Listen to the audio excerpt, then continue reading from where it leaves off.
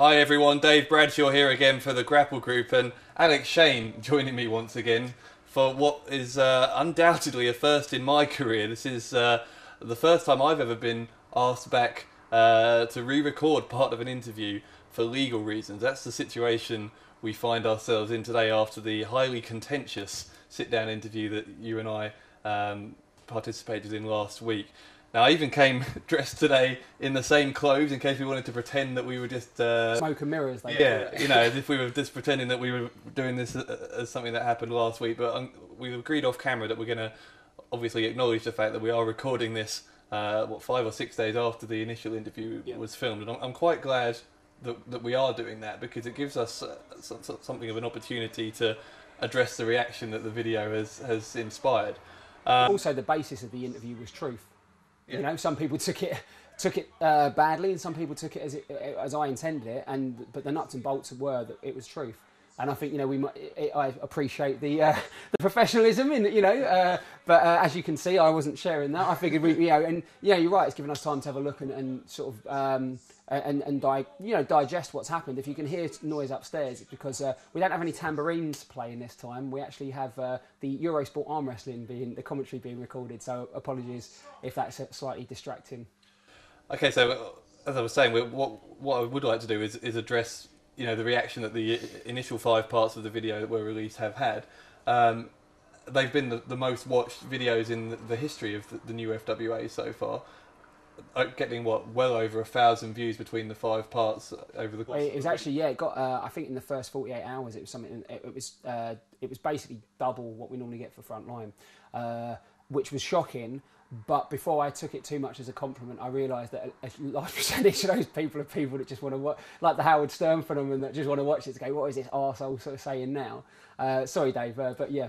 So, yeah, I was going to say, I mean, what do you make of those huge numbers who are watching it? Do you think it means that there is a movement in terms of people wanting to be part of this British wrestling revolution that you've been talking about, or is it just people just wanting to... No, I mean, I think the emails... well, I mean, I'll tell you a little bit. I've learned a lot in the last 7 days. I've you know, it's interesting watching yourself, because that's the first time I've ever spoken that frankly. You know, I wasn't hiding anything. It wasn't my ego talking, even though some people thought that was the case. Maybe it is. I mean, we've all got a little bit of ego. You know, you don't sort of talk about the things that you've done, you know, and then show little pictures of it without it being a bit of your ego. But also that sort of self-validation in a way. But yeah, I learned lots of things. I learned that if we ever do an Alex Shane OK drinking game, if you want to get wasted, right, watch part 5 of the interview with a bottle of tequila and take a shot every time I say OK. I guarantee you within 2.5 minutes you'll be wasted. I learned that was interesting. Okay. I also and I just learned also, you know, somebody said something on the forum which was very true. It's the first time I've read stuff on the forum which was sort of critical of me, and really sat back and thought, no, that's correct. Somebody said he makes some interesting points, but he says a lot of stuff like it's fact. And I thought, that's true. That's true. There's a lot of things that are just, I mean, you know, I did say when we spoke about the big wrestling company, the biggest one in the world, I did say this is my opinion. But there are certain things where, you know, I felt that maybe I do need to start saying, in my opinion, a bit more often. I remember Steve Corino saying that in an interview, and that was his problem with smart fans. And I guess I'm doing the same thing back. So yeah, I was really happy with it, and I think the movement is real. I mean, I'm not exaggerating when I say I've been bombarded with. I mean, there's certain people who are I mean, one guy in particular is one of my staunchest critics. I mean, you know, and we're meeting up for drinks, and you know, he contacted me and said, you know, I want to take you up on that offer. I was like, well, let's do it. You know? And I said to him, look, all my, you know, and we went back and forwards, and he said, it's not anything personal against you, and I don't want you to think, you know, you probably think I'm an arse. And I said, no, I just think you're a misguided resource.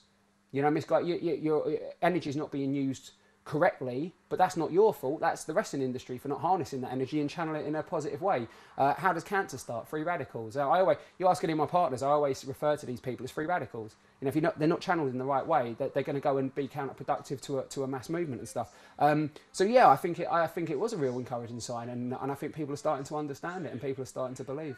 It's interesting you mentioned the forums there, because one of the things I've been thinking about over the past week, and you know, like you, I've had time to sit back and digest what we talked about last week, is there not a contradiction in a sense in that we're saying that the FWA is going to be a product that doesn't just cater to these smart fans, to the people on the forums, you know, it's aimed at the wider public, if you like. Yet at the same time, we've now produced this interview at your request where you address specifically people on the UKFF and these other internet forums. Yeah, no, I mean, people have said this to me, and I think I think it's not people missing the point, it's maybe me not explaining the point properly. And I'm glad that you sort of mentioned this, because I want to talk about the whole 5-star match thing and link it all in. Our product isn't just aimed at wrestling fans, it's aimed at people, and smart fans are people. You know, we want a product that doesn't... EastEnders. Who is EastEnders catering towards? The whole range of people. And that's what we want to do, is produce a television show. So we want to cater to everybody, really. We may have a target demographic as far as live events or whatever, but, you know, I think that's very restrictive. You know, very restrictive when you say, okay, this is our market now. You know, Disney, what's Disney's target demographic? Okay, for merchandise, it's kids. But for every kid that goes, they bring one parent, right? So that's why the films are tailor-made. We always use Pixar as the analogy. This is how we want our wrestling to be. You know, I've gone to WWE tapings where parents are sat there, particularly, you know, with the 4-hour tapings where, you know, every 15 minutes there's a break. And I've seen parents sat there going, what is it? What is this? You know, but the kids wait for Cena and, you know, so we want it to be very broad-reaching. The thing with the 5-star matches, and a couple of fans said, oh, you know, you can't say wrestling, you can't say that a wrestling fan's opinion is wrong. I'm not saying their opinion is wrong. I'm saying they don't understand what we're doing. And I'll tell you what I mean by this. If you've gone to go and see a television recording, okay, there's certain things that don't really work live like they do on camera, okay? So obviously with Nottingham, you can tell we're not doing local newspaper advertising. Why are we not doing that? Because we haven't got our product fine-tuned yet. You know, we know, as long as we make that building look full and good on camera, but it's working towards the camera. So the point was, when people say it was a good show, it was a good show because you're comparing that to the shows that you normally go to, where these things are actually just for the live show, if that makes any sense, okay?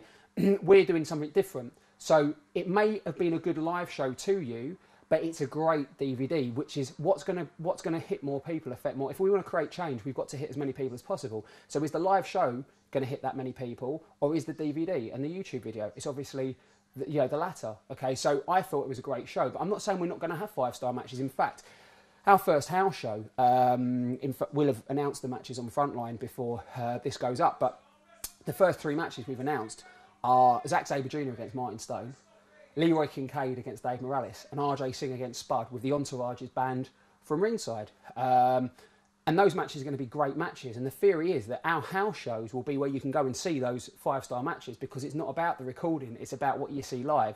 But the bigger events have to be about transcending that live audience and coming out at the camera. I remember when I was on the Jerry Springer show, and I was really nervous to start with. And then I walked out, and I'm like, it's 100 people in the audience. This is crazy. But little did I know, through that camera was millions of people. 15 minutes. I mean, it's funny. I was on there for 15 minutes, and you know the old 15 minutes of fame analogy. But I was on TV 3 or 4 times a week at that point for UWA on a small cable station. 15 minutes on Jerry Springer. You notice the difference. So I learned at a very early age that how you come across through the camera is very, very important, and that's so I think that's where the confusions come. So I'm not saying wrestling. We're not targeting the smarts. Of course, we're targeting the smarts. The smarts are the most passionate wrestling fans in the world. You don't get more passionate. In fact, as our product starts to go on, you'll see that smarts are catered to more than any other base, but we're going to do it in a different way. In fact, these interviews are to cater to the smarts, but in a way that engages their brain, not just their visual senses. You know, that's where the problem is. A lot of smart fans are sat there. The only thing they can do to engage... Why are they called smart fans? Because they're smart to the business. So how are you going to engage them? You're either going to do loads of stuff with, whoa, whoa, whoa, whoa, that was really good. Or you're going to give them stuff to think about. Oh, that's interesting. Oh, you know, and that... So this and our storylines are directly catering to the smarts. What we're saying is, the way that wrestling has been presented to you isn't keeping your interest. So we're trying to make it more interesting to you. But maybe I didn't explain that properly. And, you know, so I'm glad as well we've had a chance to sort of readdress it. This is the resistance, and we need your help.